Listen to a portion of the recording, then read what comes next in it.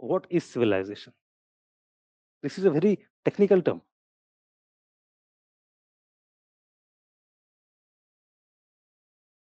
This term has a lot of social sciences colonial baggage, which we cannot get rid of very easily. The term civilization picked up pace again in the Europe in last 200-300 years. When Europeans started to become modern and they started to capture rest of the world like Africa, America, they saw these are tribal people. We are civilized people. That civilization had that cultural supremacy ka arrogance. And one major aspect of civilization was that we have the great cities. Others are rural people, urbanization. So civilization is supposed to be a great trait of any society that can be achieved only when you have like urbanization. And with urbanization comes a set of developments. First of all, you need to have surplus. You need to have trade. You need to have somebody to bring that surplus to the city, the state. Some people don't do agriculture themselves, so you have stratification. Some are rich, some are poor. You need to have to maintain the state. You have a bureaucracy. You have to have a writing system. So to maintain the security, you have to have army.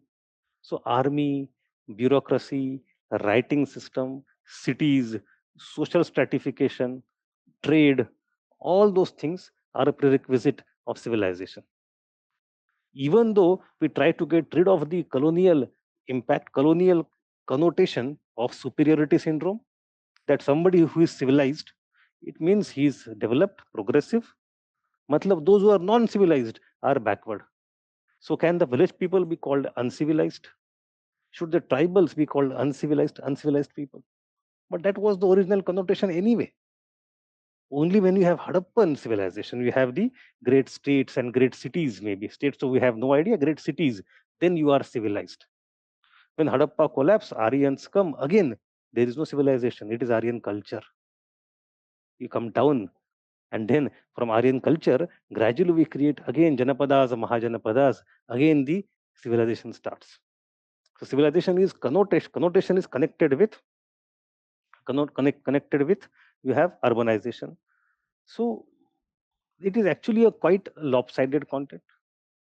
Generally speaking, we have a very great anthropologist called Margaret Mead.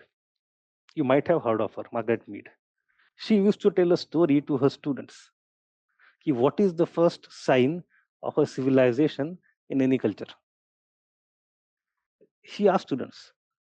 Students used to say pottery, maybe some fish hooks, maybe some iron tool, maybe some kind of houses, maybe finding non-local material locally that shows long distance trade, etc. She said no. First sign of civilization, she said, in the skeleton of humans, a femur. Femur क्या होता है? Thigh bone. Thigh bone. Femur, which had been broken and had been healed. Why? Because in the animal kingdom, if some animal becomes limp, other animals move on. The limping animal is left to die, either out of want of food and water or as a shikar or the hunt to some hunting animal.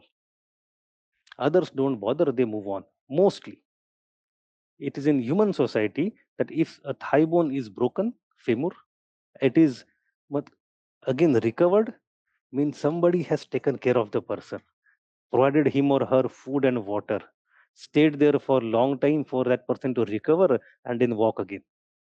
So that was a very cultural kind of concept, a very emotional, social kind of concept, and not physical concept. So in academia, in sociology, in anthropology, in historians' domain, there's a massive debate about the meaning of civilization. But once you come to archaeology, the point is that we have to find out some markers in archaeological setup that will tell us when is this a civilization or is it just a culture where you have some agriculture going on. So there you have nothing but a list of some check boxes that you have to have government, you have to have urbanism, you have to have trade. craft, etc. Then you cultural ideas that about art and culture, architecture, etc., and writing. When we tick all these boxes, we call it civilization.